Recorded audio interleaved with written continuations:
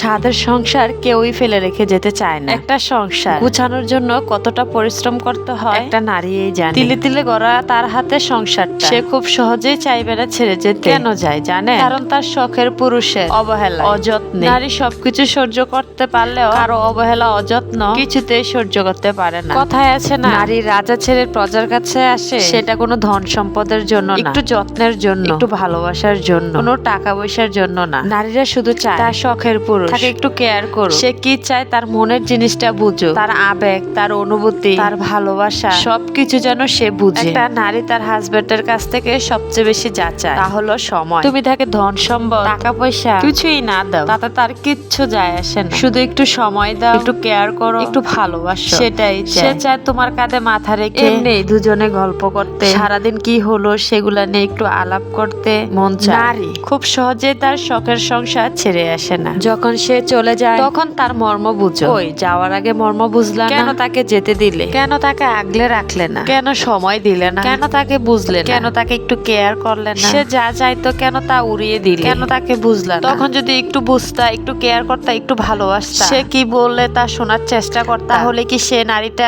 কখনো তার সুখের সংসার ছেড়ে চলে যেত? যখন একটা নারী ভালোবাসার জন্য, যত্নের জন্য, কেয়ারের জন্য, তার মনের কথাগুলো কাউকে শোনানোর জন্য তোমার সংসার ত্যাগ করে অন্য জায়গায় যে সংসার বাঁধে, তখনই হয়ে যায় তোমার যত সব জ্বালা। কথাগুলো বললাম ইদানিং সোশ্যাল মিডিয়ায় কয়েকটা আপুই তার হাজবেন্ডকে ছেড়ে চলে গেল। তারপর দেখলাম হাজবেন্ডটা এসে কি সেই বলতেছে, কিন্তু আমি যে কথাগুলো বললাম সবগুলোই ওই আপুদের কথা। হয়তো আপুরা সাহস করে চলে গেছে। অনেক নারী আছে যারা এই সাহসটা করতে পারে না, তারা মুখ বুঝেই সংসার করে যায় এবং সমাজের ভয়। আমার মতে আপু যা করেছে তা মনে হয় একদম ঠিক করেছে, কারণ মুখ বুঝে সহ্য করাচ্ছে। নিজের সুখ নিজেকেই খুঁজে নিতে হবে, কারণ নিজেকে ভালো রাখতে হবে, নিজেকে ভালোবাসতে হবে। ঠিক বললাম তো কথাগুলো? আপুরা বলে যাও। স্বাদের সংসার কেউই ফেলে রেখে যেতে চায় না। একটা সংসার গুছানোর জন্য কতটা পরিশ্রম করতে হয় একটা নারীই জানে। তিলে তিলে গড়া তার হাতে সংসারটা সে খুব সহজেই চাইবে না ছেড়ে যেতে। কেন যায় জানে? কারণ তার শখের পুরুষের অবহেলা, অযত্নে। নারী সবকিছু সহ্য করতে পারলেও কারো অবহেলা, অযত্ন কিছুতেই সহ্য করতে পারে না। কথায় আছে না, নারী রাজা ছেড়ে প্রজার কাছে আসে। সেটা কোনো ধন সম্পদের জন্য না, একটু যত্নের জন্য, একটু ভালোবাসার জন্য, কোনো টাকা পয়সার জন্য না। নারীরা শুধু চায় তার শখের পুরুষ তাকে একটু কেয়ার করো। সে কি চায় তার মনের জিনিসটা বুঝো, তার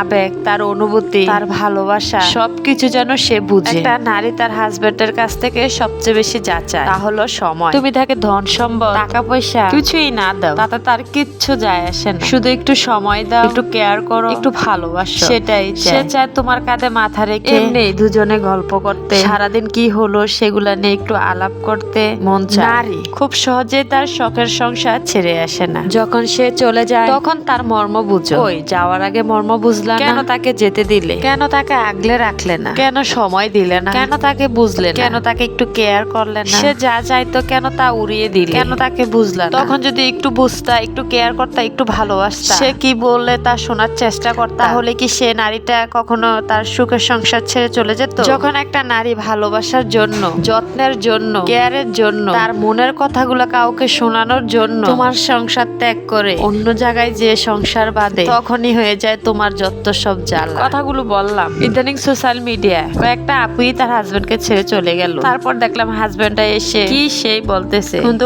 আমি যে কথাগুলো বললাম সবগুলোই ওই আপুদের কথা। হয়তো আপুরা সাহস করে চলে গেছে। অনেক নারী আছে যারা এই সাহসটা করতে পারে না, তারা মুখ বুঝেই সংসার করে যায় এবং সমাজের ভয়। আমার মতে আপু যা করেছে তা মনে হয় একদম ঠিক করেছে, কারণ মুখ বুঝে সহ্য করাচ্ছে। নিজের সুখ নিজেকেই খুঁজে নিতে হবে, কারণ নিজেকে ভালো রাখতে হবে, নিজেকে ভালোবাসতে হবে। ঠিক বললাম তো কথাগুলো? আপুরা বলে যাও।